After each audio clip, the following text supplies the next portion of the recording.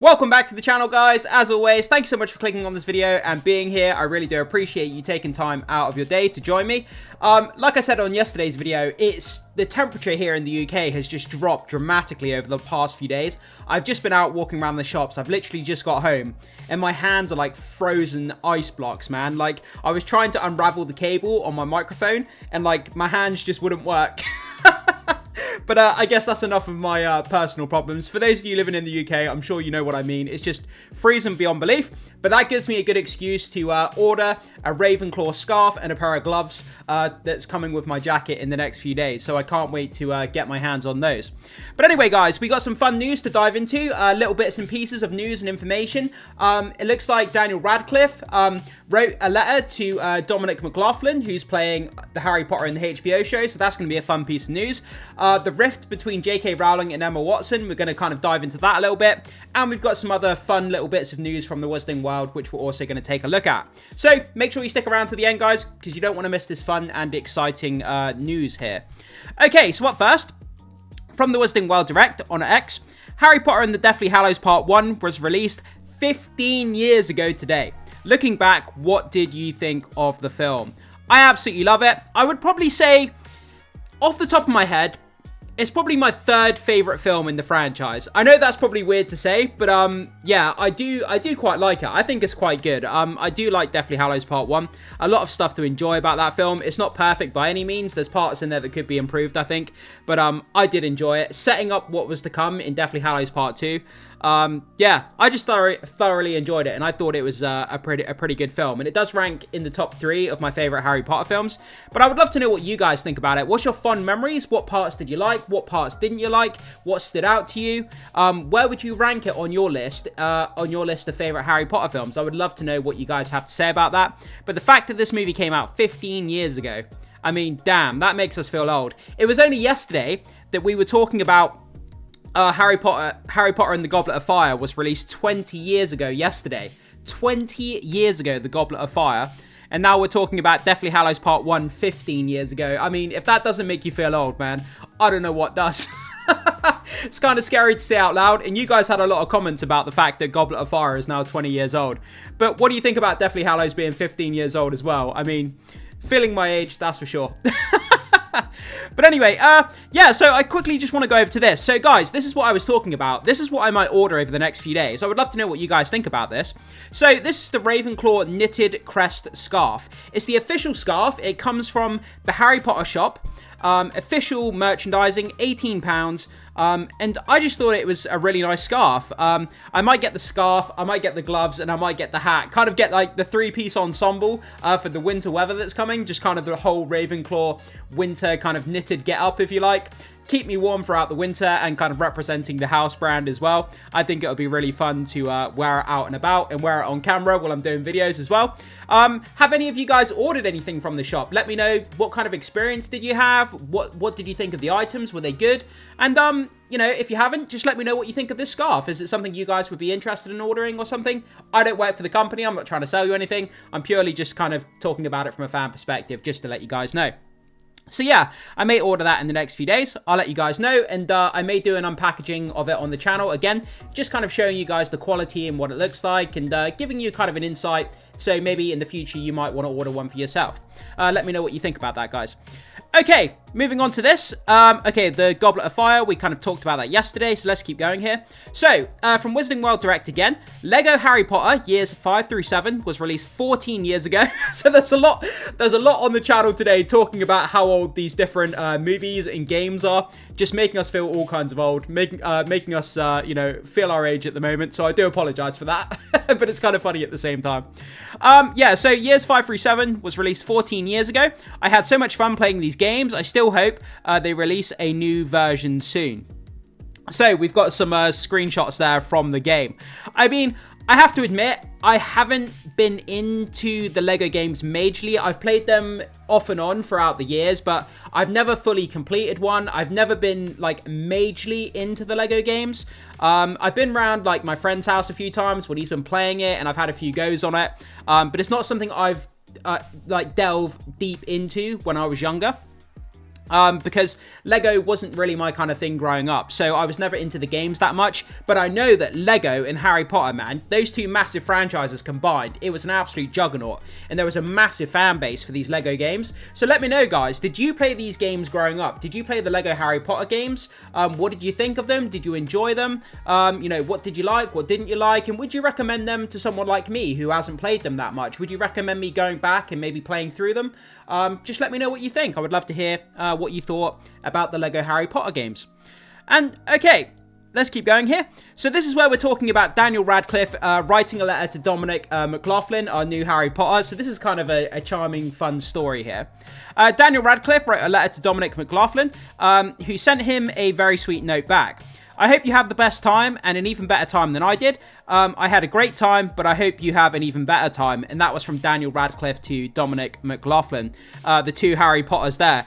And you can see, man, they do look a bit alike, I do have to say. And some of you guys have said in the comment section as well that this new Harry Potter looks a lot like Daniel Radcliffe. And I guess when you look at them side by side there, you can see a bit of the comparison. They almost look like brothers, to be honest. Yeah, I mean, even their nose shape is a bit similar. I can definitely see that. But, yeah, I can see the resemblance, absolutely. But, yeah, let me know what you think about that, guys. So, when it comes to this letter, I do have a bit more of information and breakdown as to what happened with it. So, let's just go over to this article quickly. Let me see if I can find it. That's the correct one there. Do forgive me, I should have these the right way around, so it's my fault. Okay, so from Cinema Express, Daniel Radcliffe shares a note he sent to HBO's new Harry Potter, Dominic McLaughlin. I hope he has an even better... okay, let's go down here. Daniel Radcliffe, is offering a heartfelt encouragement to the new generation of Hogwarts students as HBO prepares its new Harry Potter series. The original film franchise star revealed on Good Morning America that he personally reached out to Dominic McLaughlin, the young actor stepping into the iconic role of Harry. Radcliffe said he didn't want to loom over the new cast. Quote, I never want to be a spectre in these children's lives, he said, but I still felt compelled to send McLaughlin a warm message. I wrote Dominic a letter just wishing him the best time. I had a wonderful experience and I hope he has an even better one, he shared. McLaughlin responded with what Radcliffe described as a very sweet note. So Dominic McLaughlin did send back a message to Daniel Radcliffe. Seeing photos of the new trio, Radcliffe admitted it stirred something emotional in him. Well, I mean, of course it is. It's been such a big part of his life. He grew up on set, you know, being Harry Potter. He's still seen as Harry Potter today. I bet pretty much every single time he has a conversation with someone, I bet the conversation of Harry Potter comes up almost every time he has a conversation with someone. I look at these pictures of him and the other kids and I just want to hug them, he said with a laugh. They seem so young. It's wild to think I was doing that at their age. And then it just goes on to say, basically who's been cast in the upcoming series, which is, you know, we've kind of discussed ad nauseum on the channel. So, you know, we don't really need to go into the rest of it. But yeah, he just basically said, I look at these pictures of the other kids and I just want to give them a hug. They seem so young, and kind of reminiscing in Daniel Radcliffe, reminiscing in his own experience when he was their age, going through the same experience. So it's nice that the two Harry Potters have exchanged kind of letters to each other, you know, and I think that's a pretty sweet, charming story there to hear. So with that down, we're going to be moving from the positive onto a bit of a negative note here, but we'll end on a positive with the Tom Felton story, adding money to the Cursed Child play. You want to see that in just a sec. Okay, so moving on to this. HBO fears Emma Watson feud will overshadow Harry Potter show.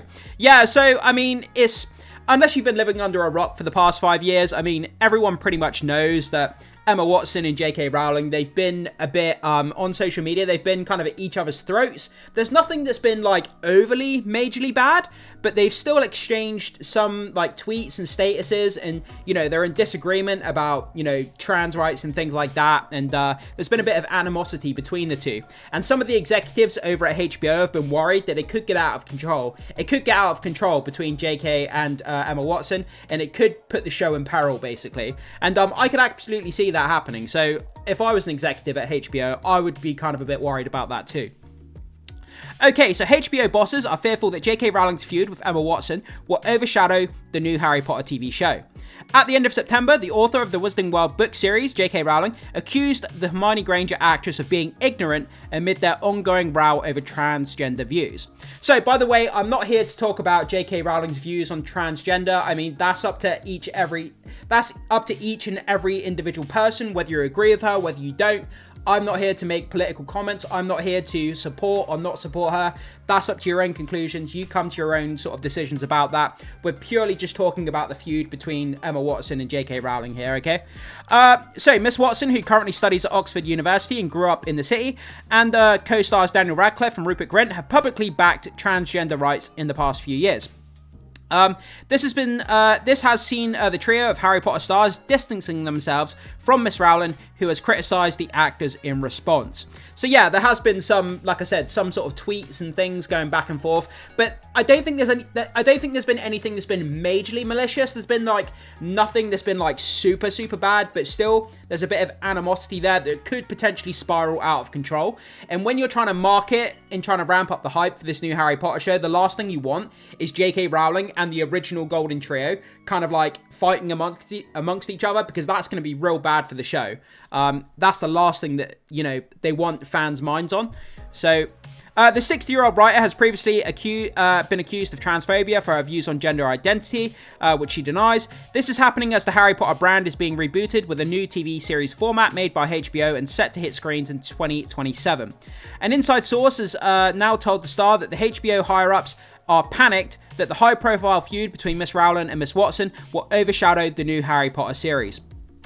And again, I mean, you could absolutely see if that takes limelight over the marketing campaign for this new show, it's going to swallow up fans' attention, and, you know, it's going to alienate a lot of the fan base. So they want to get rid of it. They want to, you know, they don't want that overshadowing this kind of new show. And I completely get that, especially the amount of money they've spent on this new show as well. So, quote, publicly fighting with Emma looks terrible, revealed the insider. The execs are caught in the middle here, and unhappily so. Miss Rowling made her latest comments in response to Miss Watson discussing their relationship on Jay Shetty's mental health podcast earlier that month. The 35-year-old said, quote, I think it's my deepest wish, and that I hope people who don't agree with my opinion will love me, and I hope I can keep loving people whom I don't necessarily share the same opinion with. And that was from Emma Watson, and I mean, that's a pretty classy quote of hers, to be honest. I want to love people who don't agree with me, and the people who don't agree with me, I want them to love me. Like, even though we don't agree with each other, we should still be able to kind of like love each other and admire each other. And it's kind of a classy quote on Emma Watson's part. I have to be, you know, give her credit where it's due. So, but I'm crossing my fingers that this doesn't spiral out of control, it doesn't overshadow the show, and it doesn't have a detrimental effect on the fan base going into this show in 2027. So let's keep our eyes on it, but like I say, I just hope that it doesn't get any worse than it already is. Okay, and moving on to this, we're going to finish off on a more positive kind of story here. So, Broadway box office, Tom Felton gives $1 million boost to the Harry Potter and the Cursed Child. So, from Tom Felton just being in this show, he's added an extra $1 million to the box office revenue of the Cursed Child play. That's the star power that Tom Felton has within the Wizarding World. So, you know, him being there was a stroke of genius on the casting director. Okay, so let's go down and get into these details.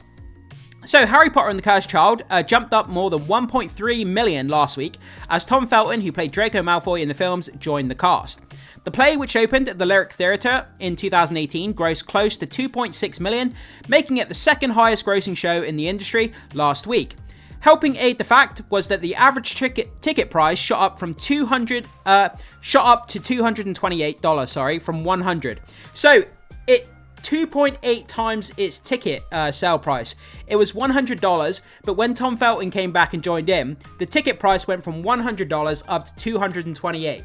That's the power of Tom Felton. And capacity increased to 100%. Felton, who is playing an adult version of Draco, is scheduled to be in the play through till May. And then the rest of the article goes on to talk about other Broadway plays and, you know, their kind of box office and financials. I'll link it in the description if you do want to read about those other plays and those box offices as well. But it's not really relevant to Harry Potter, so we're just going to skip that for now. But there we go. So, I mean, that's pretty crazy.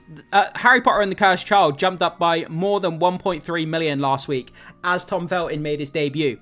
So, I mean, can we say that he was responsible for that entire 1.3 million jump? No. but he's going to be responsible for a large part of that. I mean, people coming back to see an original character from those movies playing the same character after all these years in this Broadway play is a pretty big selling point. And man, they made a lot of money because of it. So Tom Felton added a lot of money to the box office. It's hard to say exactly how much out of that 1.3 million was caused because of Tom Felton, but the vast majority of it probably was. But yeah, I mean, so there we go. Tom Felton, he's worth a lot of money, man. And I think he's going to pop up in the HBO show. I've said this in the comment section to a lot of you. You've probably seen me talking about this. I think he's going to be in the HBO show. Obviously not as Draco Malfoy. They've already cast that role. But I think he's going to be in there as an Easter egg, like a bit of connective tissue back to the movies. Whether he's going to be in a small cameo role and actually have lines, or whether he's just going to be a Hogwarts student or professor or teacher in the background somewhere, I do think 100% he's going to pop up in the show. And I think the Phelps twins, I think they're going to pop up in the show as well, because they're still part of you know, like the Wizarding World, the baking show, the Wizards of Baking. I think they're going to be in the series as well. I think they're going to pop up somewhere along the line. So let's keep our eyes out. I don't know that for a fact, but I could bet $5 on it. I think they will both. I think both the Phelps brothers and Tom Felton will pop up in the HBO show. But there we go. So guys, what do you think of all that news? Jump into the comment section. Let me know what stands out to you. And leave your thoughts, comments, theories, opinions, and anything else you want to talk about regarding the films, the series, or the news that we've talked about in today's video. Thank you so much for being here as always. You humble me with your presence, being here, and taking time out of your day. It really does mean a lot, guys. If you could do me one small favor before you leave, just make sure you hit the like button and become a subscriber of the channel if you haven't done so far. It doesn't cost anything, but it goes a long way to supporting the channel, just hitting the like and the subscribe. It tells the algorithm to send this video out to more people. It supports the channel, and you get more videos, guys. Everybody wins, so I would really, really appreciate that. Thank you so much. And with all that down, I will see you in the next video.